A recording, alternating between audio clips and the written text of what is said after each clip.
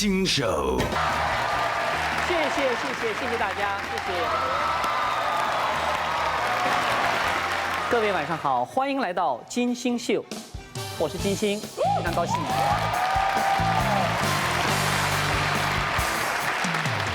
黑白双煞，跟我们的衣食父母打个招呼 ，Say hello to the audience, boys, please。欢迎光临金星秀，照顾不周，请多包涵。谢谢大家。欢迎来到金星秀，照顾不周，请多包涵。接下来介绍一下我当成是湖泊傲雄。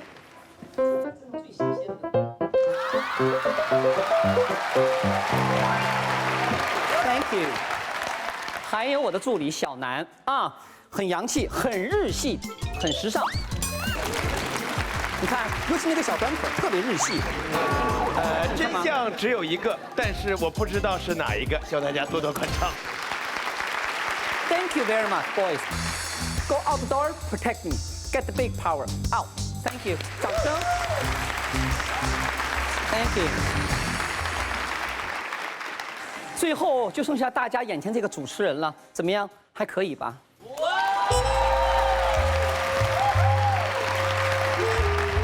好，今天现场有很多观众，我想问一下，举个手啊，让我看，让金姐看一看，有多少人专门到这儿来是听我骂人的？来举个手，我看看。这么多人欠骂呀！开个玩笑了，年纪轻轻都80后、90后吧，咱们能不能养成一点好的兴趣爱好啊？别老听别人骂人。大家都知道，本人呢是个舞者出身，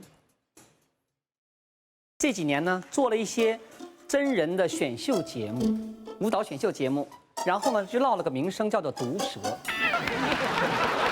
随着我这几年修炼的好啊，这毒素越来越重了，对吧？网络上经常有人调侃我说什么呢？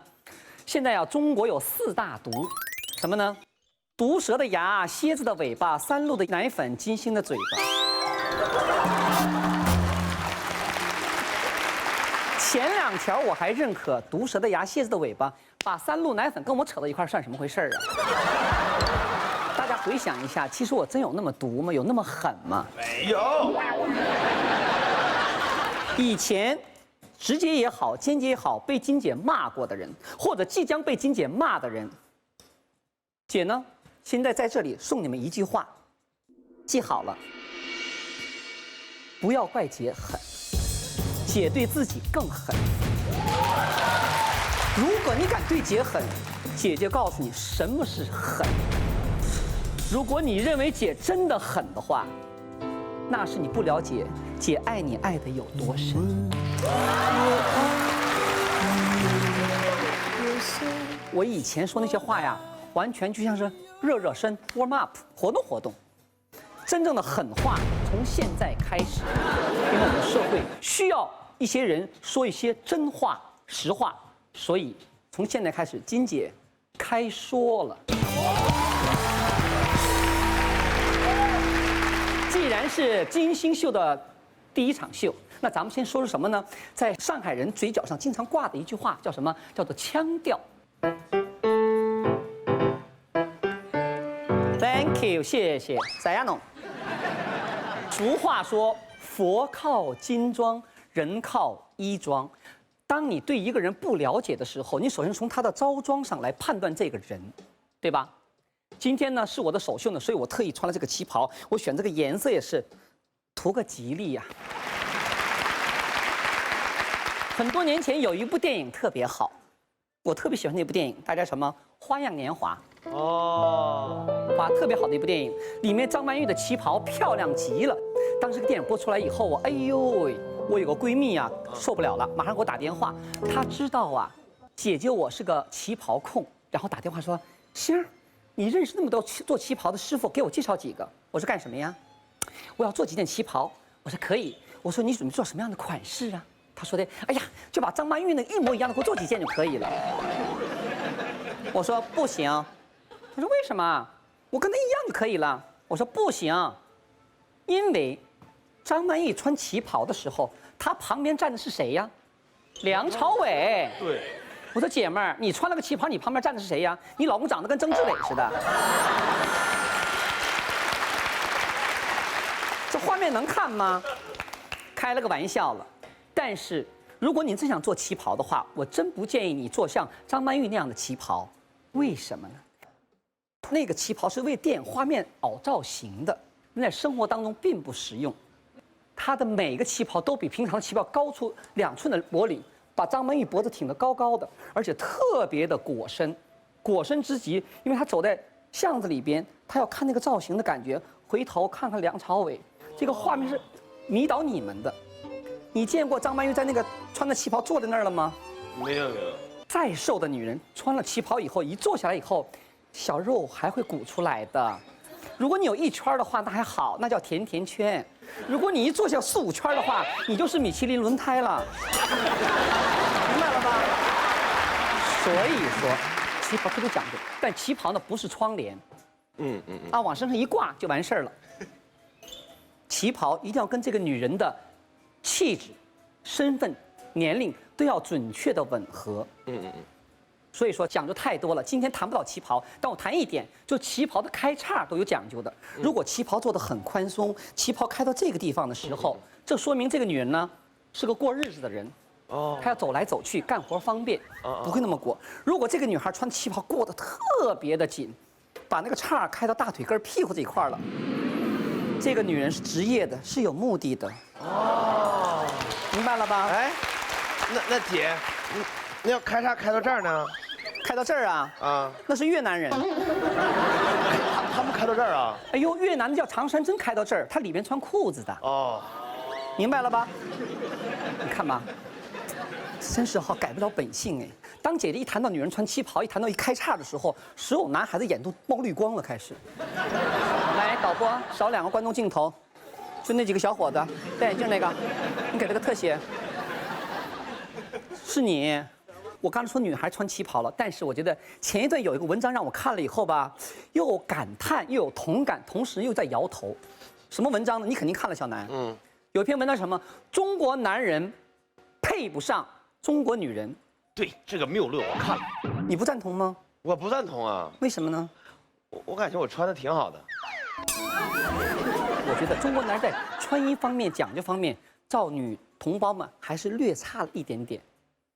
比如说，在上海的街头上，看到我们很多女同胞们，她们不见得穿得熠熠生辉，但她们穿的比较准确，比较合适，搭配得体，但是你在他们旁边那个男士，经常出现那个男士，男朋友，穿的跟二大爷似的。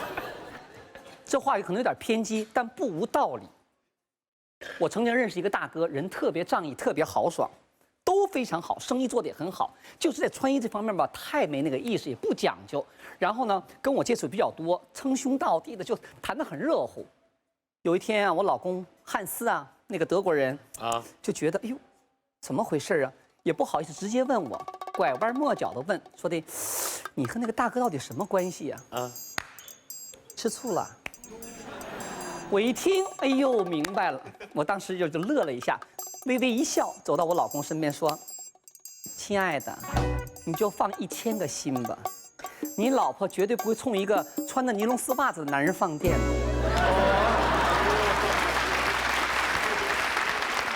我是很看重男人穿袜子的，当你穿西装的时候，穿皮鞋的时候，哎呀，姐姐，我求求你了，能不能穿个深颜色的袜子？不是姐我个人感觉就是穿其实也无所谓啊。你看它这个黄色搭配着白色，就是它很有种卡哇伊的感觉在里面。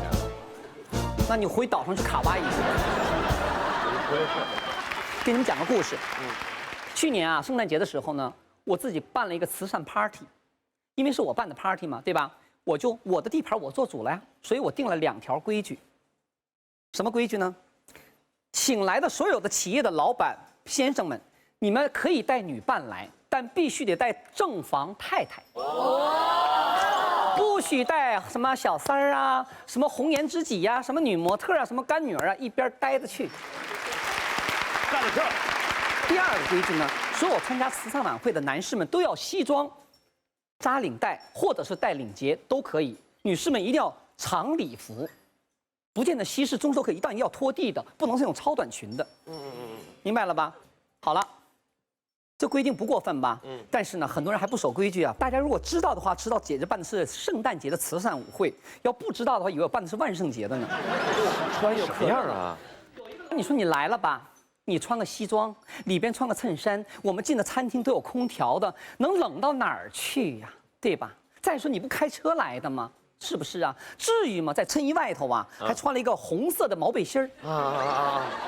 吃了一半以后，觉得热了呀，就开始在众人面前脱那个毛背心儿啊。全餐厅就看他在那噼里啪啦的，跟那个霹雳贝贝似的。怎么还噼里啪啦的呢？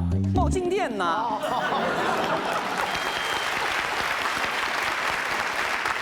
而且还怪呢，哎呦，男人都爱把手机干嘛？揣裤兜里头。对呀。以前手机小的时候还有个腰带别在腰上也罢了，现在不实行大屏幕的吗？要不 iPhone 6啊，要不什么 Plus 的，对不对吧？就放裤兜里头。对。完了以后一来电话了吧，叮叮咚咚。对了，然后蓝莹莹的冒光。冬天嘛，穿的裤子厚一点还罢了，夏天穿的薄裤子吧，好，就这个区域吧，蓝莹莹的看的，哎呦，穿什么内裤，看得可清楚了。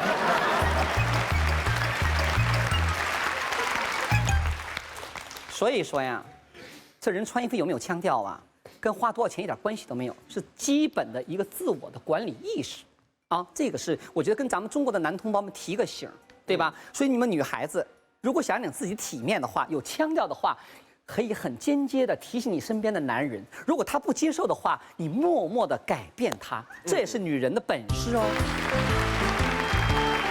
好了，关于男士有没有腔调的问题，我们做了很多的街访。问我什么是腔调？哎呦，这个问题怎么好意思回答呢？我一回答就感觉像是在形容我自己一样，让人非常难为情。哎，别，这样我不回答，我们问问路人好不好？走。我们想去问一下，您感觉男人怎么穿算是有腔调？具有自己风格的感觉，让自己显得有个性之类的。气质。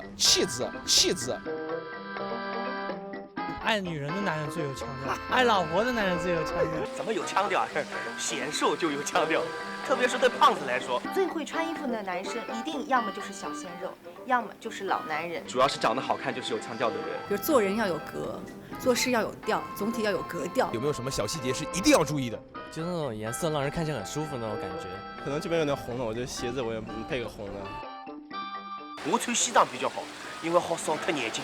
穿着再昂贵的西服，你脏很乱，或者是你有皱，我觉得都不算有腔调。比如像我这样身材好，穿什么都行。但像我这样的呢，就是追求生活的自由和邋遢，我觉得是对，这是我自己的舒服。最接受不了男生穿成什么样？穿超短裤啊这种的，紧身的，然后比较花的，最看不惯就是这种男不男女不女的。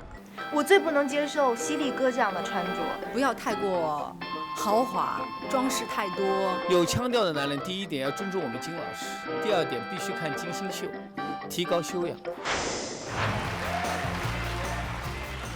其实，谁天生都不会穿衣服，所以腔调都靠什么呢？靠时间、环境慢慢的培养、熏陶出来的。像我这代人，60年代末、70年代初出生的人，我们这代人根本没有任何腔调的熏陶和培养。就说我自己吧，9岁之前我穿什么衣服呢？全是我姐剩下来的衣服给我穿。9岁呢，我就当兵了，一当兵一到10年部队，全穿绿军装。好了。等到了人生第一次给自己做主选衣服的时候，什么时候呢？是我17岁的时候。那个时候刚刚在全国舞蹈比赛拿了全国第1名以后呢，作为中国艺术家代表团的成员之一，被国家派到法国出访演出。但是代表国家一定要统一服装，我们代表团15个人都送到了北京瑞福祥的服装店去做统一出国的制服，一码黑色西装。当时我一看全穿黑色的，我说干嘛呀？出国演出也不是去参加葬礼啊！我心里啊，我就蔫不登的，我就跑到那个师傅那儿去。我说师傅啊，你看我年纪这么小，你给我做身白的呗。那师傅一看孩子挺可爱的，好，也没吱声，也没跟领导汇报，就给我做了一身白的。哎，全是黑西装，就我穿了一身白西装。看，姐年轻时候，若干年后发现这个衣服撞衫了。是不是很撞衫的吧？肯德基像肯德基爷是吧？对。别说这个了，那个时候出国说只有一条领带，平时不带领带怎么办呢？就到了法国以后，咱们也不能太寒酸呢，借点项链吧。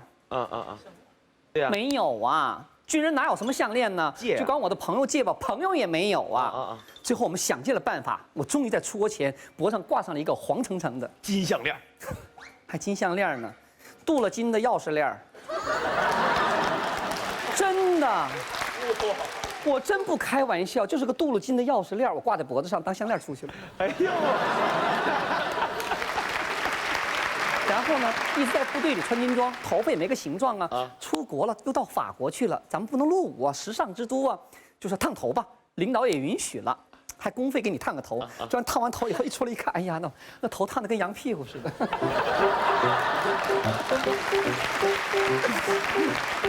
所以说。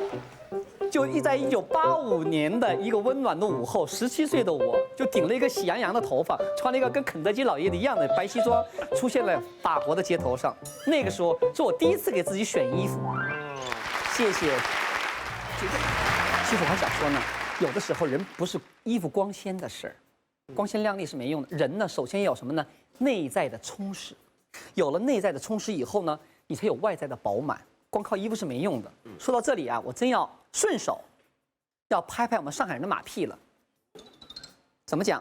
在上海有一群男人活的是非常非常的有腔调，这群男人叫什么呢？叫老克了。老克了。对了，如果他们现在要活着的话，都80多岁了，最年轻也80多岁了。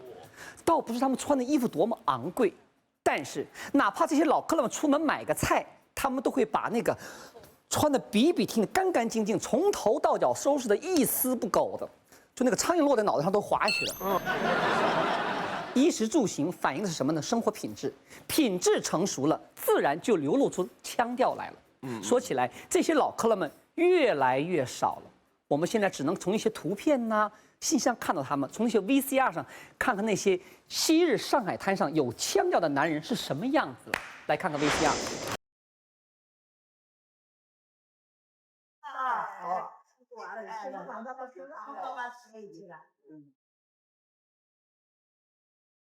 沈先生今年78岁，地道上海人。18岁的时候在美国留学，朋友们都叫他 Charles。现在的沈先生住在石库门老房子里，每天起床后的头等大事就是整理他的发型。标准配置是37分的蛋挞头，加金刚钻发蜡定型。好了，那么接下来就是吃早餐了。早晨刚出炉的白吐司，边缘必须去掉。梅林牌午餐肉啊，注意哦，要切成同样大小，加1片芝士，2片午餐肉，1片生菜，沿对角线切开。这是一份简单又精致的营养早餐哦，别忘了配上1杯红茶，当然一定要加新鲜的柠檬。即使不出门，沈先生也是要换上体面的正装的，前一晚就熨好的衬衫、大衣，必不可少的袖扣和丝巾，还有沈先生的皮鞋一定是最亮的。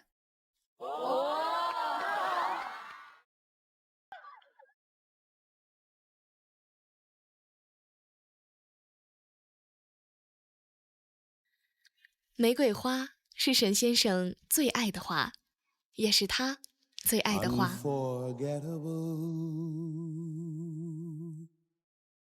That's what you are.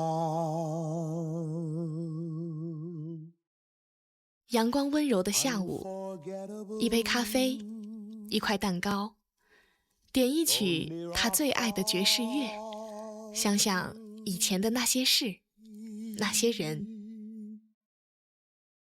That's why, darling, it's incredible that someone so unforgettable thinks that I am unforgettable too.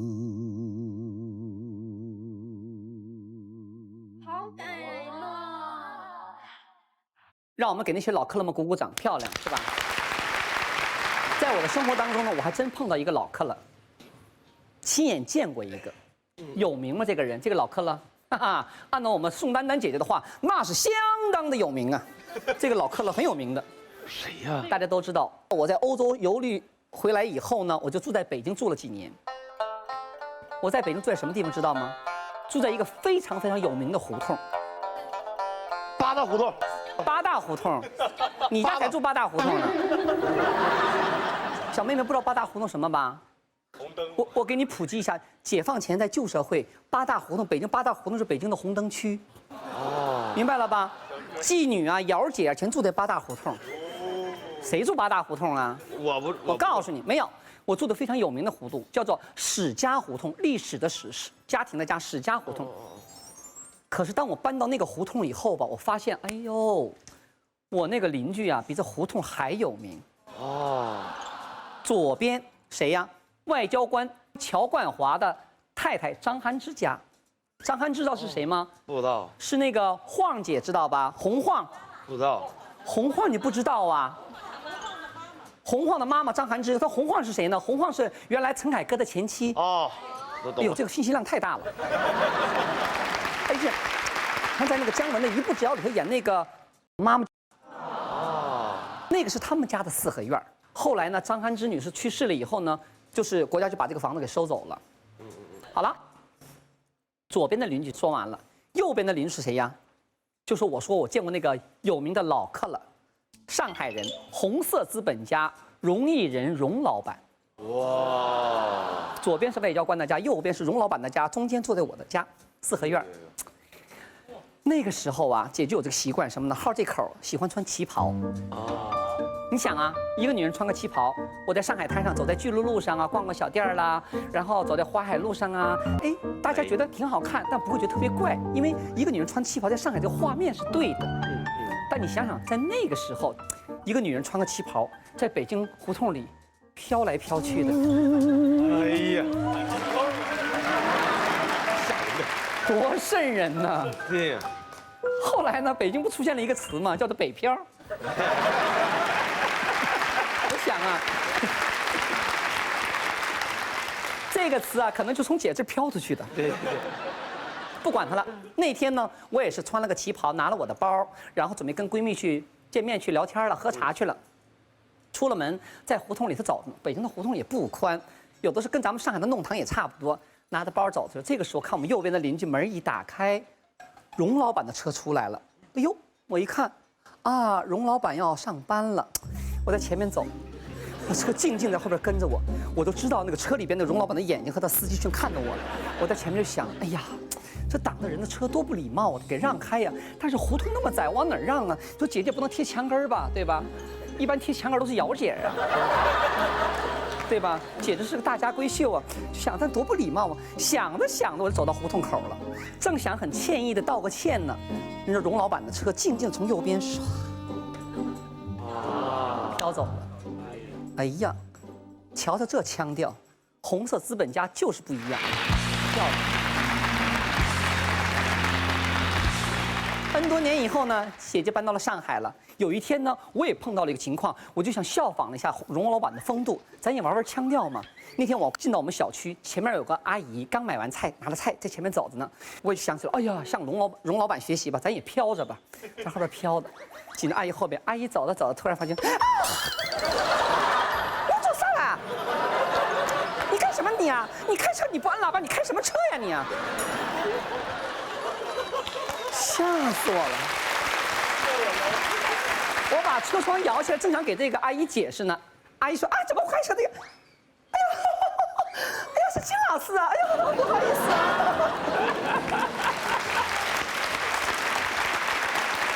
啊。”我说阿姨呀，你刚才骂的那么凶，怎么不骂了呢？哎呦，干嘛你是金老师啊？谁能骂得过你哦？哎呦！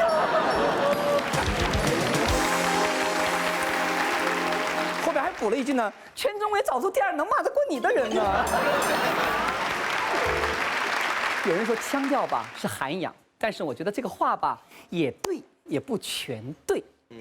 我在上海住了快15年了，我经常听人这么说，这个人很有腔调，那个人一点腔调都没有。其实腔调不光是涵养，它也包含了一种什么呢？气场。对吧？我有一句格言，对我自己来讲，大家可能看过，我在微博上也说过：人不犯我，我不犯人；人若犯我，礼让3分；人再犯我，斩草除根。记住了啊，这是我信奉的。我告诉你，当遇到不习惯的事情、看不惯的事情的时候，我真是该出手就出手，就是我的脾气。我觉得后来慢慢的也成了一个金姐的一个标签、一个品牌，也成为我一个独特的腔调的风景。哎，姐，那你讲讲你这种除根的经历呗？就你这种祸根，哪天非给你除了不可。真是有个故事的。几年前，我受约到韩国去演出讲学，在我启程之前呢，我接到了一个电话。韩国那个 KBS 导演呢，电视台导演打电话跟我说：“啊，金老师，这次你到韩国来，从你出机场的一瞬间，我们就全程拍摄下来，准备做一个纪录片，把您在韩国的演出教学全部拍成纪录片来播出去，您配合一下。”我说：“好，我知道了。”所以说呢，在飞机在降落在韩国之前呢，我就换上了我的旗袍，代表中国艺术家嘛，穿的旗袍，然后就是拎着我的包，戴上我的眼镜，培养好非常好的一个状态，准备过海关。一过海关的时候，哎呦，大家都知道啊，仁川机场啊，国际机场，那么多海关的口，很多外国的友人。我前面有2拨人排队，前面一拨人有40来号人吧，一看就是个旅行团，而且一看是我们同胞，听那个口音呢，大概在这个江浙地区，我听不清具体什么地方，但绝对是我们的同胞。完了那个吵啊，乌泱的，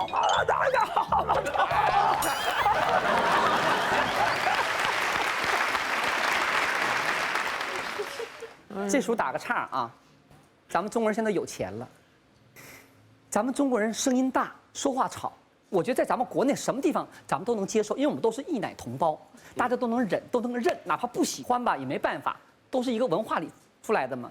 但是咱们出了咱们国门，到了别人家，能不能收敛一点点？守人家的规矩，对吧？你不懂的话，你不会跟人学点吗？为什么外国人都那么安安静静排队，你就不行呢？没办法，哇啦的。好了，这个时候呢，那个带队的导游小姐也二，你带了这么多1号人，你不谈入境单呐？因为去你自己家呢，对吧？他忘了，然后这个海关一看40来号人那么吵，完又没填入境单，就去填单子去，就赶回去了。导游小姐带着40来号人，呜就走了，就跟一窝黄蜂一样，呼就飘过去了。这个时候，我就听到那个韩国的海关官员呢说了一句话。중국남 진짜 시끄럽다。啥意思啊？姐的是朝鲜族，韩语我听得懂，所以说呢，当时他说了一句，说这中国人真烦呐。确实，但看咱们同胞也确实挺闹腾的。算了，不吱声了吧。嘿，过去了，前面还有2个客人，2个日本小姐，拎个包。嘿，你那一看，2个人不到30秒，哐盖完章过去了。轮到姐姐我了。去了以后，把护照递上去，把眼镜摘下来。大家都知道啊，你再有范儿、再有腕儿的话，你过海关，你还要把眼镜摘下来，海关官要验明正身的，这人和护照要对上的，对吧？看了我一眼，那个海关官员又嘟囔了一句：“到中国农民呢？”他说什么呢？又说了一句：“又他妈个中国人。”哎呀，我这心里有点别扭了。完了以后，我就把眼镜戴上去了。以后，我把眼镜这么一戴上去，他突然间，谁让你戴眼镜的？来找茬了。我说的，你已经验明正身了。他一看我敢跟他顶嘴，回去重新排队去。哎呦，这下给我气着了。前2句话我已经忍了，现在你让我无缘无故让我重新排队去，那姐姐可不干了。大家都知道，过海关的时候有那个小铁门，对吧？对。我当时一看，我把小铁门我啪一下一关，所有过海关的吓坏了。一看一个中国女人穿了个旗袍，怎么回事？我当时就跟她说：“我说你给我说清楚了，我的签证有什么问题？如果有问题的话，我重新办，我重新排都可以。告诉你，不是我要到你们国家来的，是你们国家请我来的。我告诉你，要不看上我父母的份上，我忙着呢，我才不来呢。”他一看我这么厉害，赶紧过去吧。我当时想不行，我虽然会说韩文呢，但我不能说这是在一个国际机场，我一定把它上到国际的高度上来。英语，姐姐我还怕英语吗？哎呀，真是的。巴拉说个通以后，他说的，哎呀，谁都有情绪不好的时候。我说你情绪不好跟我有毛关系啊？对，你代表是你的国家耶，搞清楚了，什么年代了还搞种族歧视呢？中国人怎么了？我呱呱全用英文说，他一看真是碰到硬茬了，盖了章赶紧走去吧。啊，姐子脾气能走吗？拿了我的护照到外边，我就喊了：“这个海关谁负责？给我出来！”海关的负责人出来了。我说：“对不起，先生，这个人代表你们国家，坐在你们国家的门槛上，犹如你们韩国人的形象，赶紧换下去。”那人说：“对，就把那人换下去。”我说：“别走，给我道歉。”最后那个人很不情愿的给我道了歉走了。完了，那个海关的负责人呢，为了表示他的诚意呢，跟我到楼下拿着我的行李帮我送出去了。哎呀，对不起，你进去。出去了。我这么一出去，大门一开开，大家别忘了，韩国电视台的记者全在外边呢，长枪短炮等着呢。一开始了，记者们上来了，啊，欢迎金老师，金老师旅行愉快吗？我说不愉快。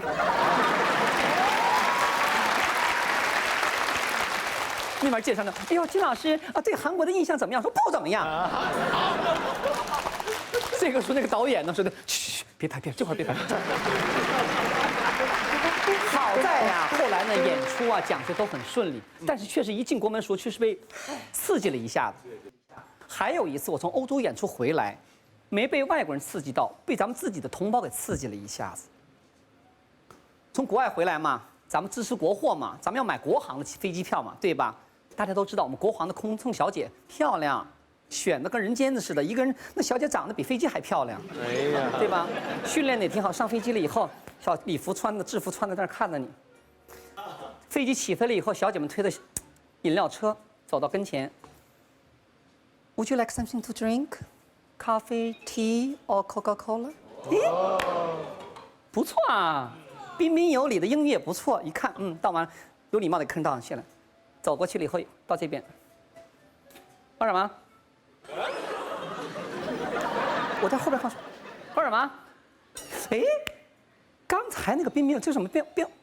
哦，明白了。刚才那个是老外。这面是我们自己同胞。一见到同胞就换了个面孔嘛，就说了，喝什么？哎呦嘿，我一看小丫头片子，还有两副面孔呢哈。看到姐这儿，姐怎么收拾你？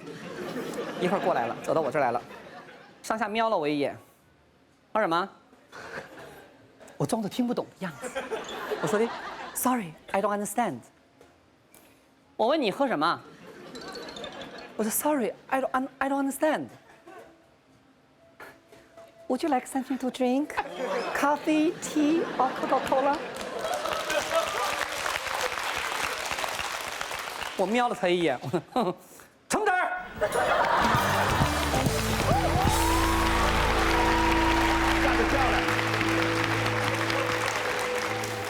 打那以后啊，这小姐再没到我这服务过。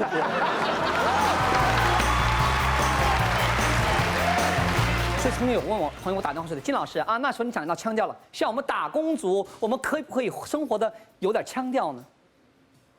有人会问的，那我就要说了，如果您现在生活还挣扎在那个温饱线上啊，咱就别谈腔调了，对吧？你总不能说方便面我只吃康师傅的，火腿肠我只吃双汇的。但是姐话说回来了，你认可你的生活。你能用自己的能力掌控自己的生活，你就会活出你自己的腔调的，对吧？而且不要把那个追求财富有多少钱当做唯一的标杆，那也不是腔调。现在有些人多少有钱啊，有的是钱，拿那么多钱干什么？还不是拿着拉菲兑雪碧吗？对呀，他没腔调吗？他不是，他命苦啊，他只是看钱的呀。所以说，真正有腔调的人怎么回事呢？有他自己始终如一的生活品质，严格的审美要求和道德修养，但是他们往往并不认为自己活得很有腔调，他们只是活得比较认真、精致。下面我们进入我们的板块，叫做有话问金姐。这个板块其实我特别感兴趣，我都不知道每天网友们通过这个板块给我提什么样的问题。如果您感兴趣的话，可以通过金星秀的官方微博、微信跟我互动，把您的问题扔给我。来吧，向前看。来，咱们先看看第一个问题啊，金老师，我谈过几个女朋友，每次都到谈婚论嫁的阶段了，因为买不起房子，女方家里都反对，事情就黄了。我最近看到人民日报有篇文章说，年轻人不买房是观念进步，那为啥像我这样进步的青年买不起房，娶不到老婆呢？敬爱的金老师，您能不能在电视里呼吁我未来的丈母娘们，转变一下观念？小伙子用词不对啊，叫未来的丈母娘，不是未来的丈母娘们儿。你想要几个丈母娘啊？啊，人家一个丈母娘都已经吃不消了，你还丈母娘们儿，你团购呢你？对于这个小伙子的未来丈母娘，金姐要说几句话。现在大城市的房价那么高，刚毕业的小伙子就算是白领，有几个能马上买房的呀？就好比马云这样的，年轻的时候肯定结不了婚呢。你想，一个教英语的人长得还那个德行，对吧？这种人怎么能可以嫁呢？可你要等他变成中国首富的时候，想嫁就来不及了，后面一火车的姑娘都排队呢。所以挑女婿的时候啊，一定要将眼光放远一点，不要把有没有房子作为嫁女儿的唯一的条件啊！丈母娘们想开点，丈母娘没有门。第二个问题，最近呢，网上兴起了拼酒热，有人能喝5斤，有人能喝6斤，甚至还出现了7斤哥。有人说这是为了弘扬中国的酒文化，金姐你同意吗？酒文化讲究的是什么？是品，不是拼。以前是品和度的关系，现在呢是拼和量的关系。咱们中国人的酒文化呀，已经被糟蹋烂了。以前人喝完酒干嘛呢？赋诗一首。现在人喝完干嘛呢？开始吹牛。金姐啊，你能喝多少酒啊？没量。我觉得只要喝酒的人对了，酒逢知己千杯少。我那个心扉打开了，我喝的酒出的汗，我都挥发掉了。人千万别喝闷酒。如果你喝的酒人不对的话，赶紧把酒杯扣下，别再喝了，只有伤身体。那个度和量你自己知道，明白了吧？哦。金姐，2014年您做过最任性的事情是什么？不过这个问题呢，不适合我。金姐这辈子啊，都是任性的，有钱任性，我没钱我更任性。当然了，如果说14年我做过最任性的一件事情，我觉得是什么呢？自己站在舞台上开我的个人脱口秀了。所有人说了，金星你一个舞蹈演员，凭什么站在舞台上说呀？他们那个潜台词就说了，还不甘心呢。明知是只老母鸡，干嘛要下水呢？哼哼，我说了，生活逼到那个份儿上了，母鸡也会游的，任性吧？任性。金姐，你每天用多少时间化妆？如果不化妆的话，你敢出门吗？敢啊！我经常不化妆就出门了，怎么了？反正不化妆没人认识我。自黑谁不会呀？金姐自嘲的专家，我才不怕呢，对吧？我不黑，别人还黑我呢。但是我真不化妆，因为平时工作光化太多了。不工作的时候，我真不会让自己的皮肤呼吸空气。但是绝了！每次我出门的时候，所有的粉丝在街上说：“哦，金老师，你的脸这么小，电视怎么显那么胖呢？”这些没良心的摄影师们把金姐给拍丑了。我说不是啦，我说现在电视都是16:8的比例，这样子的，对吧？16:9啊，16:9啊，管他呢，姐姐数学也不好，反正是这么横向拉开的。如果姐的脸在电视上看得正合适的话，平时我就跟鬼一样了。金姐。现在吸毒的明星好像越来越多了，当红的小鲜肉抽，过气的演员、导演也抽，现在就连拉纤的尹相杰也进去了，这是怎么了？尹相杰则用亲身经历告诉大家，吸毒减肥纯属瞎说。都说了，明星吸毒是因为压力大，别信这一套啊，千万别信啊！谁压力不大呀？啊，在座的各位，包括电视机前的千千万万观众，每天要为买房子忧愁，为养育孩子奔波，为找对象盘算着，谁压力不大呀？怎么都没见大伙儿都吸毒呢？啊！决定进娱乐圈，就要调整好自己的心态，别给自己犯下罪行找借口了。甭勒那套，该抓就抓。最近范爷的《武媚娘》特别火，还一度遭停播，您怎么看？看剧照的时候吧，知道这是武媚娘，不知道还以为是满城尽带假黄金第2集呢。真的，那个胸勒的呀，看得我都闷得慌。之前我吐槽过张艺谋导演那个电影里边那个满城尽带假黄金甲哈，那个小姑娘们胳膊精细的，把胸顶得跟小屁股似的哈。这回看了《武媚娘》吧，有一种熟悉的配方的感觉，还是熟悉的味道。不是，但是姐现在已经不行了。怎么了？现在变成大头贴了都，没啥看的。话说回来了，喜欢范爷的影迷很多，好好看的。如果范爷从专业水准上，这个片子能超过刘晓庆的《武则天》，要给他鼓掌；如果超不过的话，你那个胸能超过巩俐的《假黄金》也可以。金姐，这几天微博上好多明星呢都发了自己给女儿盘头发的照片，说支持盘发申遗。您怎么看？这说明什么一个问题呢？我们中国人呢就被咱们的邻居韩国人这几年抢的申遗给抢怕了，是吧？姐就纳闷了，这头发是随便盘的吗？什么是盘发？自古以来都是女孩到了15岁会举行一个基礼，就是把你的头发盘起来，盘成一个簪，然后簪上那个发髻，表示你成年了，要准备嫁人了。你7、8岁的小姑娘有什么好盘的呀？申遗的核心在于保护文化，你这当中的文化都没搞明白，瞎折腾什么呀？啊，别给自己女孩瞎盘头。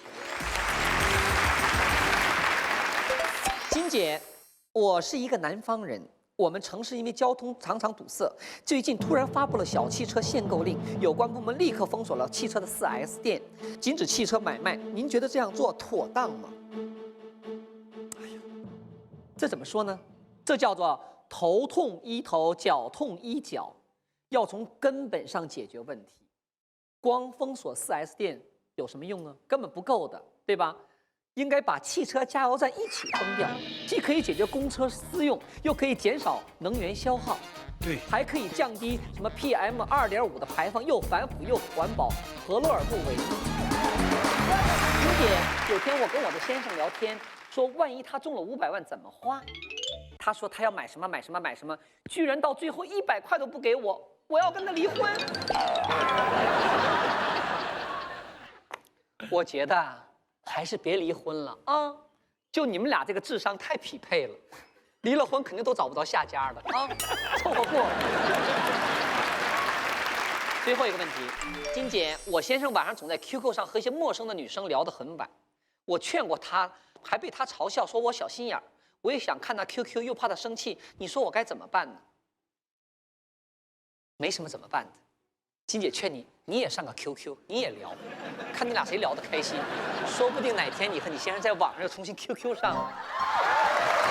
好了，谢谢各位，问了很多问题，有些问题我觉得挺简单也挺幼稚，有些问题确实我们都在关心着。有话问金姐，金姐不是万能的，但是金姐想跟您聊天，跟您探讨，在探讨当中，我们也找到了我们自己想要的答案。记住了，有话问金姐这个板块最好玩。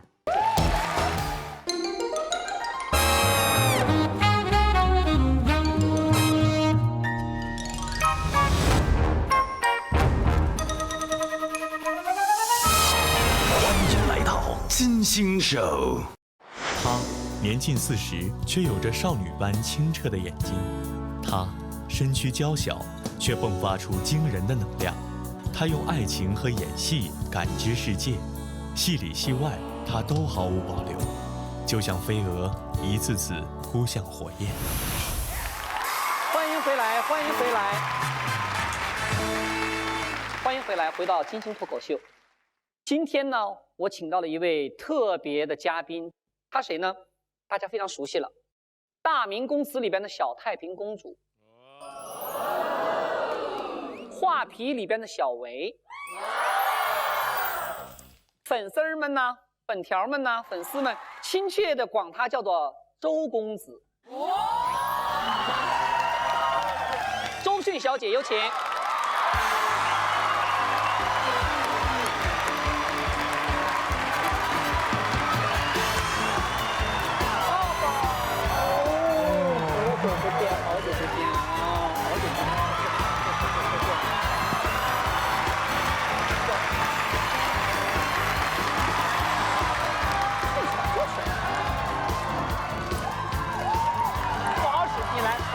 你要能坐下。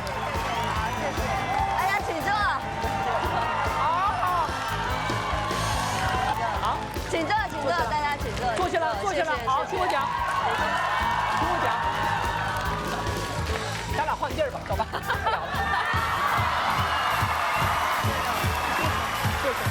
好，想听我和周公子聊天吧，安静一点点。要不然我们俩就换地儿换房间了，我们俩单聊了啊。谢谢，谢谢，谢谢。按照姐姐这个气场，应该都压得住的，压不住了。哎呀妈呀，新鲜的。好了，咱俩今天聊天是，你做了那么多专访了，对吧？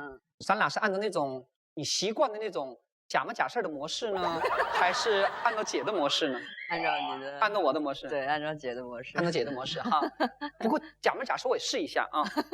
这样的，应该正常说。哎呦，欢迎周小姐来到我的节目。听说去年你刚刚授予了法国文学艺术区勋章，你的感觉如何？我很开心。你幸福吗？我幸福。你的家风是什么？我的什么？你的家风是什么？我的家风啊？对呀。那个家风啊，我从小。我爸爸是跟我讲要顺其自然。妈呀，你还真回答这个问题了啊！我跟你讲，你俩是开玩笑呢，咱俩不能这么聊天，不能这么聊天。咱们回到姐妹们聊天的方式，好吧？我得靠近一点点。你对爱情的观点是那种不顾一切、飞蛾扑火的状态，是这样的吗？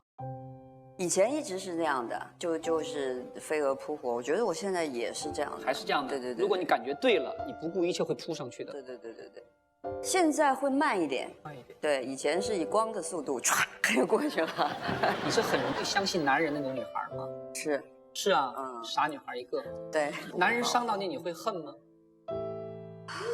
恨过，但那个很短。对，到最后也会觉得你那恨他干嘛呢？就算了，对，就算了。我可以在爱情方面遍体鳞伤，我可以什么都不要，这就是周迅的爱情信念。虽然经历了多次不圆满的恋爱，但都没有改变周迅对于爱情的期待。2014年5月8号凌晨，周迅在微博高调曝光与其男友高胜远合影。2个多月之后，周迅就与高胜远举行了婚礼，终于迎来了爱情的圆满。在节目中，周迅袒露了她对感情和婚姻最真实的想法。什么样的男人你会心动？什么样的从外形啊各个方面？我觉得首先他是要很善良的，然后赞同，善良、诚实，诚实，对，然后有责任心，责任心，这个很重要，责任心，男人的责任心特别重要，对，丑点不事都啊，不能太丑。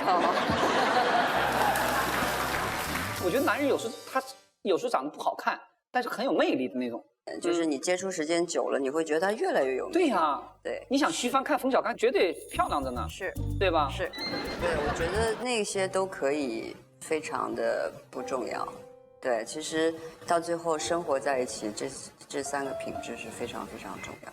男人和你在一起会有压力感的，名声太大了。我是跟一个大演员、大明星生活呢，还是跟这一个小女人生活呢？对啊，所以就是对方也要把我所有外面东西去掉。他能把你的光环呐、价值啊什么全给剥离开了。我面对的就是周迅，我跟他的什么什么影后没关系。他能剥离开那么干净？我觉得有。我找一个比我心还大的。心大的。对对，很淡淡的，对，很静的。对。喜不喜欢孩子？我特别喜欢。特别喜欢吧？喜欢孩子，对。我也希望有，但是孩子这件事情好像不是说有就会有的。当然了，阳光明媚召开妇女大会，没有妇女就没有全人类。当然了，没有男的也白费。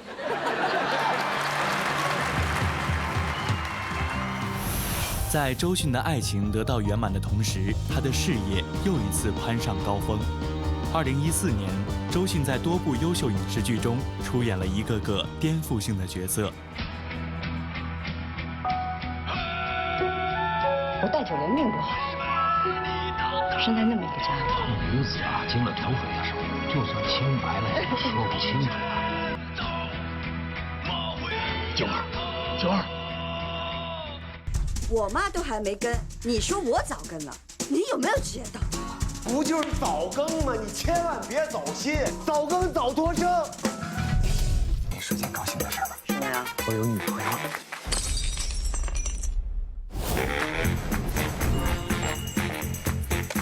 我用撒娇把小公抢回来。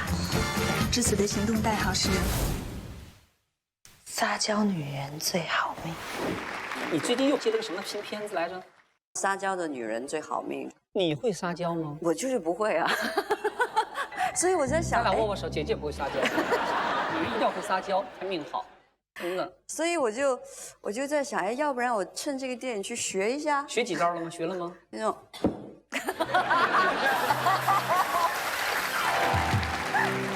咱们这个是太没有这个是。还有什么撒娇的方法？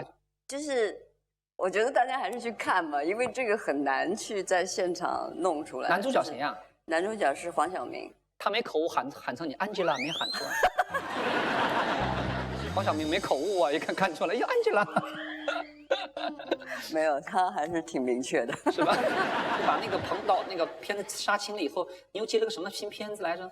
我的早更女友，是吧？就更年期的那意思。更年期，对。你怎么去选这些角色呢？早更，因为更年期是每个人必须经历的一个阶段嘛，就是两性之间有一个更多的互相的了解和关爱。对，因为我妈妈那个时候更年期的时候，其实我不太懂，所以没有那么好的照顾妈妈。对。女人更年期是很特殊的一个阶段，更好了没问题，更不好会出问题的。对。那你这个早更女友这部片子角色定位是在多早到什么份上啊？她就是20几岁就更年期了。不会吧？是因为现在会出现，因为生活压力啊这些会让更年期提前。哎呀，姐吧就关心那点事儿，啥时候赶紧生孩儿啊？生孩子几个孩子？1个2个？2个吧，最少2个啊！真的。大家都发现一个很有趣的现象，就是说和郑晓龙导演拍过戏的。和彭浩翔导演拍过戏的，都生小孩了，是吧？对啊，那你也快了，所以我觉得我也快了。对啊，我们把这个图个吉利嘛哈。我的早更女友，那好了，咱们把这个最好把这个在更年期之前不是更换一下哈，改变一下状态。拍完这个电影就结婚了，生孩子了。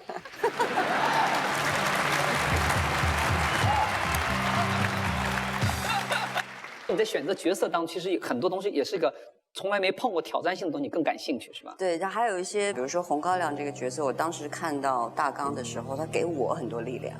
角色里面跟人相处的那种开心也比以前更开心，然后那种痛也比以前更痛。对，所以我就觉得，哎，那这个应该会给大家会有很多力量，就那种很强的那种力量。巩俐扮演的九儿很经典。你会在想那个巩俐说的那个九儿形象呢？还觉得我就按照我看的剧本里边我看到的那个，你是怎么想？对，我就是按照我看到的。没有那个说就是啊，巩俐这块是这么演的，我得怎么？没有，巩俐是我自己非常喜欢的演员。对，所以她那个东西就在那儿，就是在那儿了。对，我觉得也不用去做一些一定要说要干嘛的。对，因为本身电影和电视剧的那个故事就不太一样，对，然后又就演的演员也不一样。在我心目当中，在全世界当中，能称作为女演员的没几个。我说你是其中一个。大家不管是什么影后啊，那是另外一个标题，但她首先是个女演员。女演员是干什么的？演戏的。演戏吗？演戏都会演。很多明星，大腕明星5个表情。姐说话狠了哈，听着点。所有电影就5个表情，换了个服装，换了个朝代，还剩几个表情。关键是有演技的，有实力派，真是会演戏的才叫女演员。出道21年的周迅被称为冻龄美少女。最近40岁的周迅在《红高粱》中塑造的九儿依旧散发出少女的气息。哪些角色你觉得这种角色我演够了，我可能要有选择的话，我就不会演这种角色？现在是一个阶段，就是说我现在可以演10几岁的，但是其实在我自己的心理上，我有一点过不去，觉得过意不去哈。对，就觉得又骗小弟弟了，骗你。阿姨都没那么小了，是吧？对，哎，我已经是阿姨了。最舒服的年龄段还从24岁到50岁之间，可以19岁。19啊，19岁。24年了，啊，出道还像个小丫头一样的，怎么保鲜的？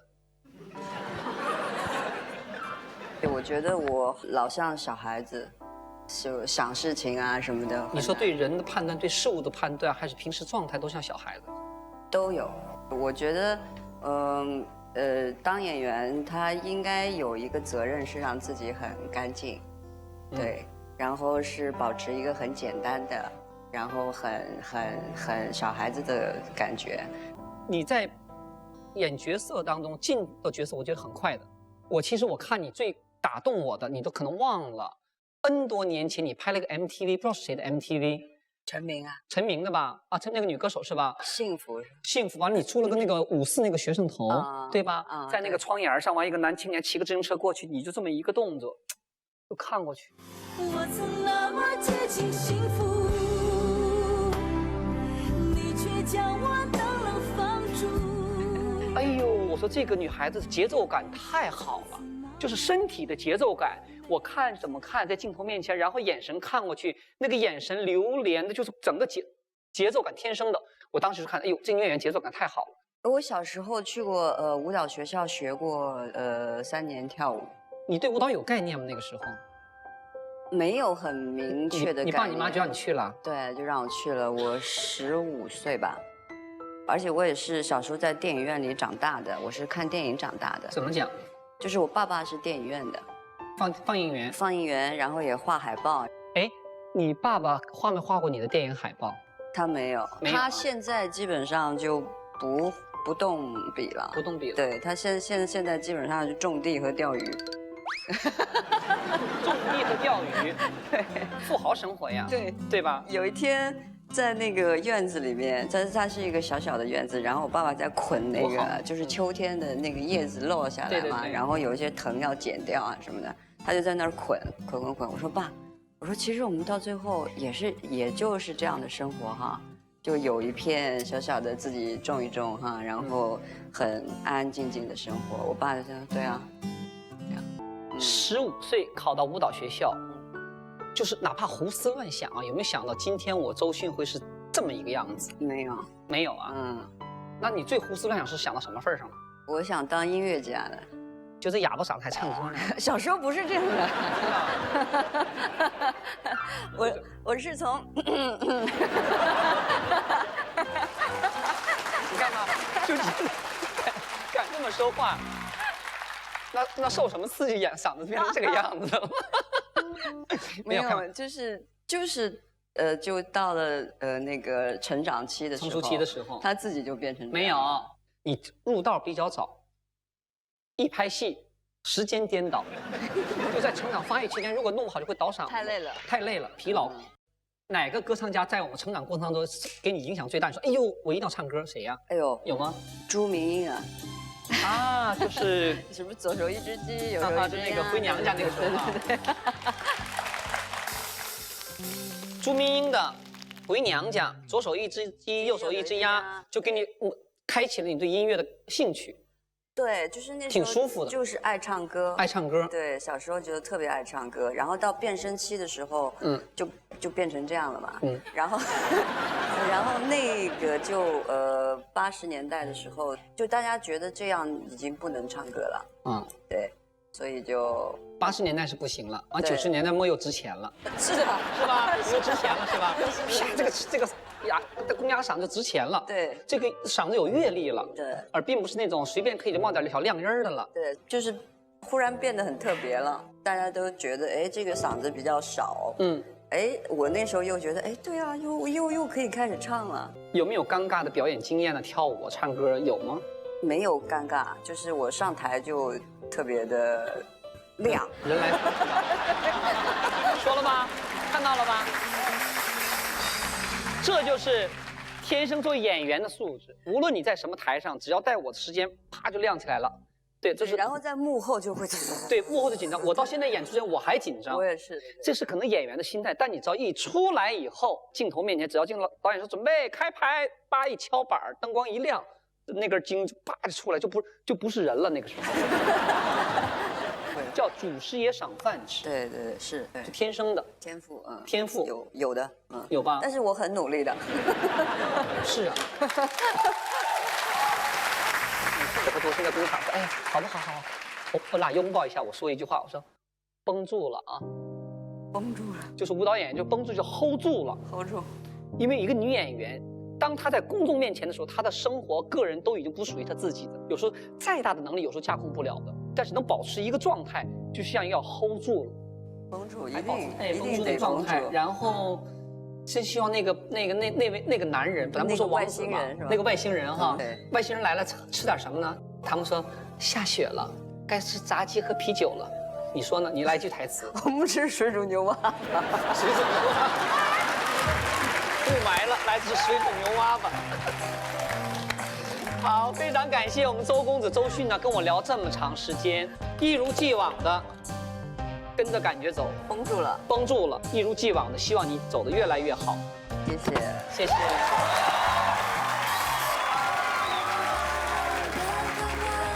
那些时候你都在哪儿？我找了他4年，到现在还没有找到。拥抱特别温暖，若我们将关爱的种子。爱，让我和我的妻子在一起。我周迅愿意嫁给高士言，成为他的妻子。